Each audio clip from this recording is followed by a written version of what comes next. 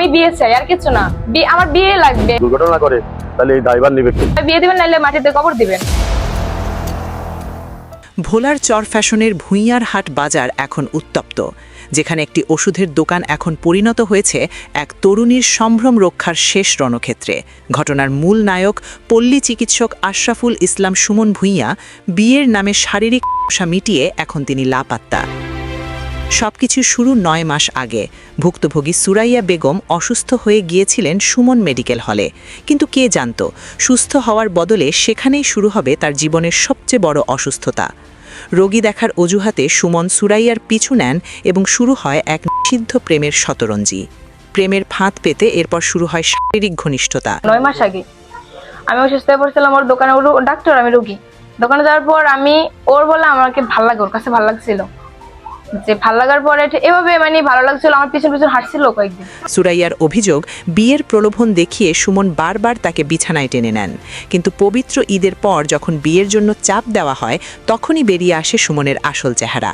নিজের অধিকার নিয়ে সুমনের বাড়িতে গেলে তাকে পশুর মতো পিটিয়ে বের করে দেয় সুমনের পরিবার। পাশে গেছিলাম আমি, ওরা আমার বাসা থেকে বের করে দেয়। হ্যাঁ, আমি যাওয়ার জন্য আসি নাই, আমি যদি যাওয়ার জন্যই আসতাম তাহলে আমি এত কিছু করতাম না। অসহায় সুরাইয়া এখন সুমনের সেই বন্ধ দোকানের সামনে ঠাঁই নিয়েছেন। গত বুধবার থেকে শুরু হওয়া এই অনশনে এলাকা জুড়ে ছিছি রব উঠলেও অভিযুক্ত সুমন এখন আত্মগোপনে। সুরাইয়ার স্পষ্ট ঘোষণা, বিয়ের পিড়িতে না বসলে বিষ খেয়ে মরবেন তিনি। আমি বিয়ে চাই, আর কিছু না। আমার বিয়ে লাগবে, হয় বিয়ে নাইলে আমার মরা ছাড়া কোনো উপায় নাই। আপনারা হয় বিয়ে দিবেন নাইলে মাটিতে কবর দিবেন, আর কিছু নাই। আমার কাছে কিন্তু প্রমাণ আছে। পরিস্থিতি সামাল দিতে স্থানীয় প্রভাবশালীরা সুরাইয়াকে ব্যবসায়ী আলাউদ্দিন ভূঁইয়ার জিম্মায় রেখেছেন, তবে খোদ জিম্মাদারি এখন আছেন মহা দুশ্চিন্তায়। অভিযুক্ত ডাক্তার পলাতক থাকায় যে কোনো মুহূর্তে বড় কোনো দুর্ঘটনার আশঙ্কা করছেন তিনি। আমি জমা রাখতে যাই যদি সালিশের কথা অনুযায়ী এখন যদি সমস্যা হয় তাইলে আমি এখনো তো ওই সন্ধ্যা বেলা এই সময় আছে, আমি আধা ঘন্টার মধ্যে নেতাদেরকে নির্দেশ দেবো যে মেয়ে যদি দুর্ঘটনা করে তাহলে এই ড্রাইভার নিবে কে।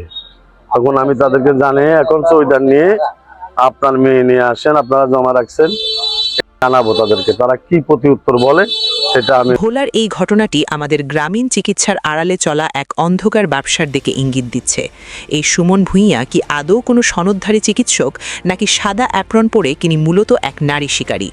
প্রথমত, আমাদের সমাজের এই তথাকথিত সালিশি সংস্কৃতিকে বন্ধ করতে হবে। একটি মেয়ের সম্ভ্রম নিয়ে যখন ছিনিমিনি খেলা হয় তখন তাকে এভাবে অন্যের জিম্মায় রেখে সময় ক্ষেপণ করা মূলত অপরাধীকে পালানোর সুযোগ দেওয়া।